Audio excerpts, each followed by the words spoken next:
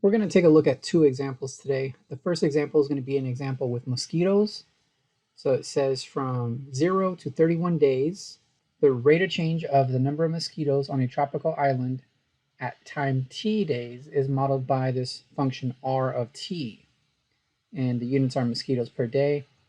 It does say that you start with 1,000 mosquitoes when time is 0. So our starting amount will be 1,000. We're not actually going to use that today. The question says, show that the number of mosquitoes is increasing at time t equal to 6. So the function they gave us is r of t, and if you look at the units for r of t, the units are mosquitoes per day. So when I see units like that, that's a rate already. So I think of f prime when I see a rate like that. So I'm going to call this function r of t, I'm going to call it f prime of t. And so that means that f would be just the amount of mosquitoes. And we don't actually have that function, and that's fine, we don't need that function. But if there was a function called f, which was the amount of mosquitoes on the tropical island at any time t, then f prime of t would just be this function that we're calling r of t. It would be the rate of change of that f function. So here's the f function I'm circling right now. And so we would say, well, f prime is the rate of change of that function. So what I've done is I've rewritten it to be a little bit easier to understand. F is the amount of mosquitoes at any time t. So f prime is the rate of change of mosquitoes for any time t. And they want us to show that the number of mosquitoes is increasing at time t equals 6. So we're trying to show that this is increasing, the amount of mosquitoes. So how do you show that something is increasing in calculus? Well, you got to do the derivative. So here's the derivative. And if your derivative is positive, then that means that that original thing was increasing. So that means that this was increasing. Or if your derivative is negative, then that means your original thing was decreasing. So we do the derivative.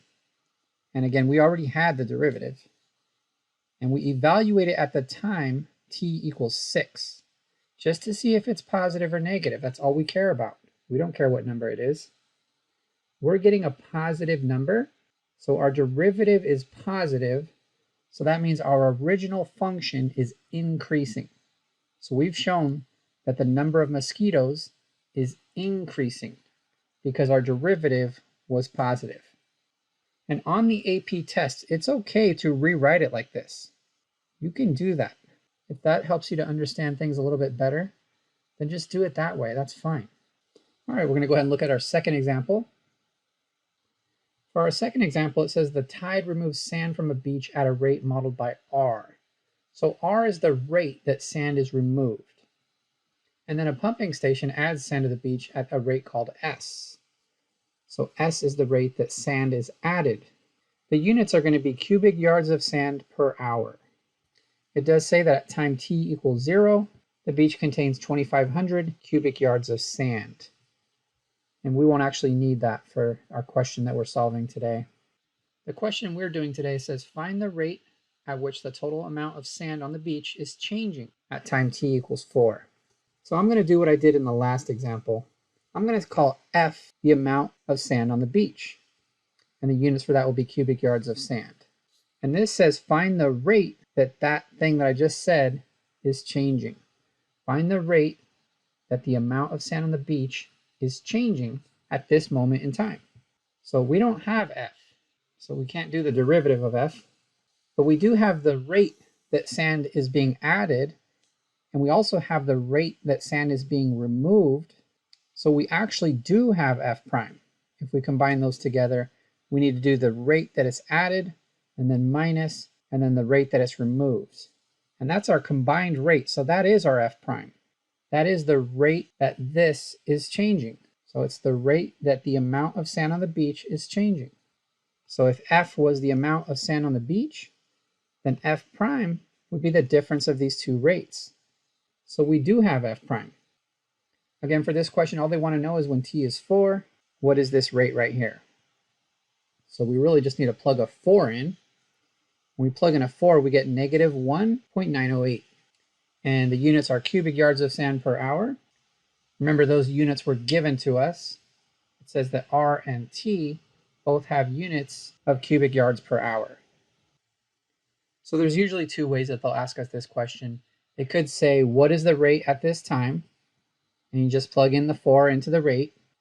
Sometimes your rate is just a single function, R of T, like this. We had one single function that represented the rate of change of mosquitoes.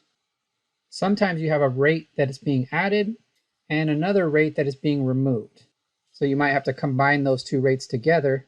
You're going to get a rate added minus the rate removed. And so that's your combined rate right there. But there's also two ways that they might ask this question. They might say, what is the rate at this given point in time? That's what we did for this question. Just plugged in the 4 and we got our rate. Another way that they might ask it is they might say, is the amount increasing or decreasing when t is 4? Remember, the amount is kind of like our f function. And if we want to know if it's increasing or decreasing, we want to see if f prime is positive or negative. And for this example, our f prime was s minus r. That was our f prime. You can see that we got a negative value. So we would say, oh, decreasing. So if we were going to answer the second question here, we would say that it would be decreasing at that moment in time. But there is another way that you could figure out if the amount of sand is increasing or decreasing at this moment. You could see what the rate is that is being added at that moment, and then just compare it to the rate that is being removed at that moment and just see which one is bigger. So you can see we're removing more sand when t is 4 compared to how much we're adding when time is 4. You can see that on the graph as well. I'm going to put a dotted line right here. So for this dotted line right here, it's just a little bit past 5. You'll notice to the left of that dotted line, we're always removing more than we're adding. So your amount would be decreasing whenever your time was less than that value of t. And whenever you're over here on the right, you can see that we're adding more than we're removing. So the amount would be increasing for any time that landed in that interval.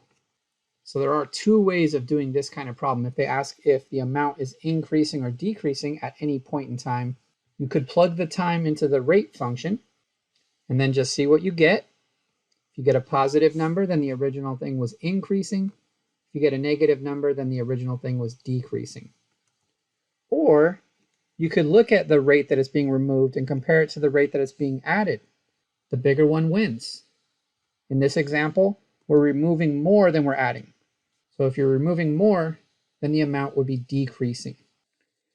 Now, before we go, I want to give one more word of caution. You got to be really careful.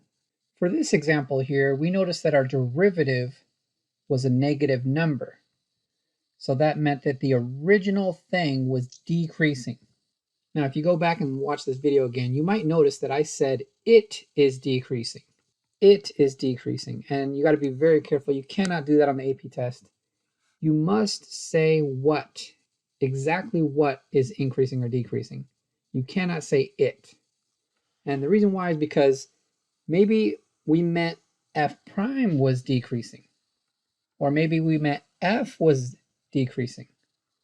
What did we mean? So you have to be clear. You can't just assume that the person grading your paper understands what you mean. You must be clear or they will mark you wrong. So be very careful on the AP test. It's only going to be on their free response portion where you have to be careful. Do not say it is increasing or it is decreasing. If you do that, you will get that question wrong. So the way that we want to say it is we want to say, well, because f prime was negative, that means that f is decreasing. So we would say the amount of sand on the beach is decreasing when t is 4 hours. All right, that's it.